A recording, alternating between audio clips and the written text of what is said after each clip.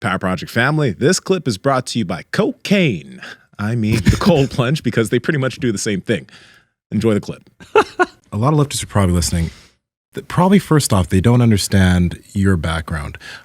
Because before I get on to what I wanted to ask you, can you talk to them about kind of like your background as far as lifting and athletics and some of the things that you were doing outside of lifting and some of the things that you're still doing now as far as your capacity and high reps, cardio, et cetera? Well, when I first started lifting, the idea was just to lift as heavy as I could for as many reps as I could, like, you know, bodybuilders used to train. Farm for a living, so there's a lot of physical activity there. And I don't know, I just, you know, it's just a lot of work. Yeah. You know, the reason I was asking is some of the things you were telling me, like, for example, you did a mile. What was it that you did? Prowler mile. It was a burpee mile. The burpee mile, yeah. Burpee You mile. did the prowler mile too, broad right? jump. Yeah. Burpee mile. And that's 17 and a half football field trips. And that took you 2 hours. And like, how much did you weigh when you did that? I was about 285, 290. Oh, you're really light though. He's in sixth grade. But this is the crazy thing. You're like 370 right now? Yeah. And you're a crazy in shape 370. Yeah. You know, and the cool thing that I'm noticing is that a lot of lifters, you know, they'll go into the gym, they'll do their workout, they'll leave, they'll go home, they'll relax, they'll recover. You work out, then you still have the capacity to go and you do work, you do physical labor, you sleep, go back to the gym, do another hard workout, go back, do labor.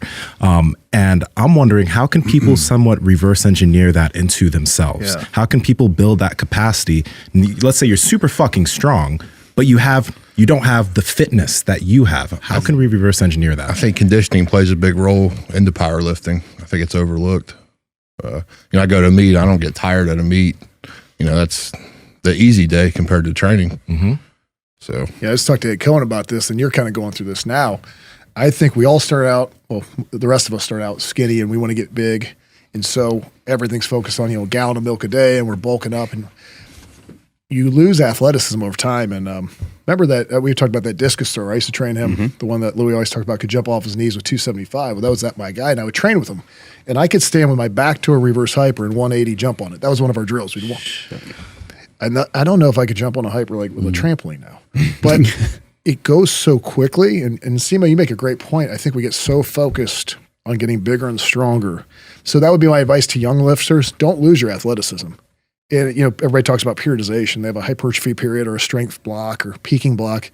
I think more than ever, you should make sure you're doing like an athleticism block. And it doesn't mean, look, you're athletic. I always tell, like, we had a group of runners that would come to our gym and we'd give them a lifting for their marathon running. And they would always say, you know, like, how does this compare to what you guys do? I said, well, your lifting will impress us as much as our running will impress you. So, but you're lifting to support your running. So you don't have to become a gymnast. But I think, you know, even like with the advance of CrossFit, you know, we used to laugh. Not me, but a lot of people would laugh at the CrossFitters. And now you kind of feel like they're pretty strong. Like all that stuff didn't really kill their strength. And it doesn't mean I think you should be I don't think Steve should be out doing, like, you know, muscle ups and, you know, swimming a mile before he squats. But having some sort of athletic base, I think will, one, keep you healthy longer. And two, I think it does help your powerlifting.